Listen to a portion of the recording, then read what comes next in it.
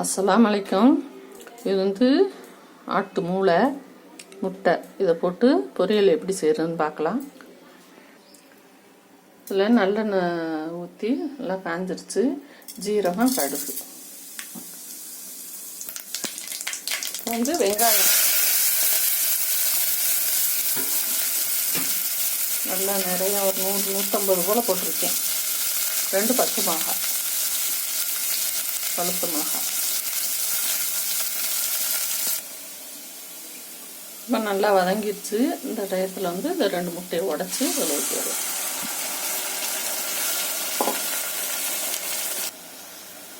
இப்போ இந்த மூளையை க்ளீன் பண்ணிவிட்டு அதில் போட்டுடலாம். இந்த நரம்பெல்லாம் இருக்கும், அதெல்லாம் எடுத்துடணும்.